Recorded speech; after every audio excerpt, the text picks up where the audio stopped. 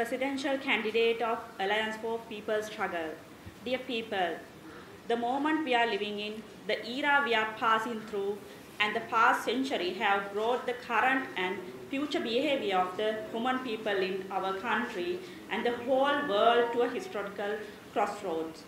We are enduring a world order that perpetuates the growth of the wealth for billionaires and trillionaires and persistence of poverty, the alienation of people, the warmongering of imperialist nations, the erosion of rights for marginalized groups, even though the democracy is said to be invoked, and the devastation of our environment due to global warming and unsustainable and unacceptable state of affairs. The common people of our country, including you and us, have become victims of the current tragedy of a failed and unfair socio-economic system run by a ruling elite in Sri Lanka for decades. The rulers trapped to cover up the real issues by intensifying national pressure and escalating racial and religious conflicts are constantly at work. Before and after the so-called independence, these rulers have prevented the common people living in the four corners of the country from living in peace. We live in a society that has lost hope and the sense of achievement. A profound social sympathy emerged when we see people rejoicing over even the smallest victories. The present chapter of this tragedy is unfolding before us.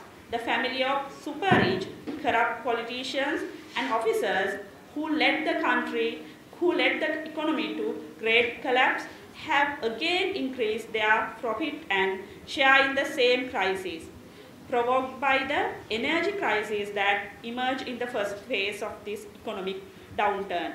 The people, through a mass struggle, ousted the former president, undermining the constitutional, legislative, executive, and judicial powers, imposing a new power and revitalizing the spirit of the nation. The 2022 goal-phase struggle, which ousted the former president, culminated in a manifesto that presented a program uniting all factions of the struggle, despite their differing political views. This manifesto expressed the broad political and economic aspiration of the people. Although many political parties initially agreed to it, they quickly abandoned it. However, we have retained the fundamental principle of that program and incorporated them into our policies. We stand people, you as a force that has consistently opposed the destructive economic strategies of powerful countries, including India. We fought against the disastrous International Monetary Fund program introduced by Ranil Wickremesinghe and opposed all anti-democratic measures. Today, our presidential candidate stands before you as a representative of the force that fought tirelessly against Ranil Wickremesinghe without any concessions. We are presenting the people with transition programs and socialist programs tailored for this century, including an economic program that opposes the predatory practices of financial institutions, which aims to genuinely grow the economy, ensuring that its benefits and rights belong to the common people. We advocate for a new constitution based on principles of people's participation and offer solution to the national pressures and problems faced by Tamil, Muslim, and upcountry Tamil communities, and our policies are designed to truly eradicate and resolve the great disasters that are afflicting us in the country. We don't need personal appeal because we have a history of standing organically with the people, never separated from them. In every calamity faced by the people, these strugglers have been there as true friends in various battlefields.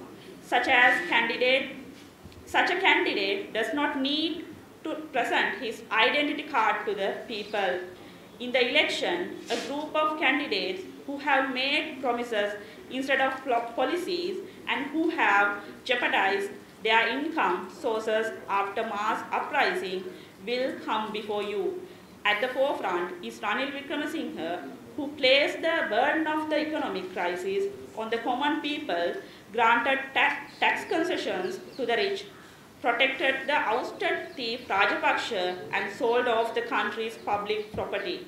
For now, we are pointing out that the opposition, which is seeking a mandate to continue along the path set by Ranil's rotten bridge, remaining silent about the economic exploitation by the Indian state and the wealthy, dreaming of ousting Ranil by obtaining an election from him, even when the election map is folded, and fail to deliver on their promises, are simply the other side of the same coin.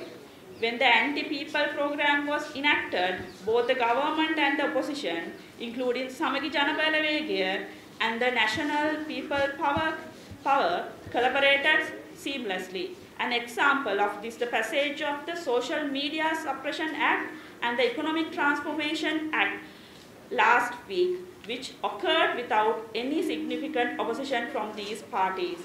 In light of this complex political situation, we wish to inform you that Nuwan Bopage, who has devoted his life to the struggle of the common people, both professionally and personally, is running for the presidential election as the candidate of the Alliance People's Struggle. Thank you.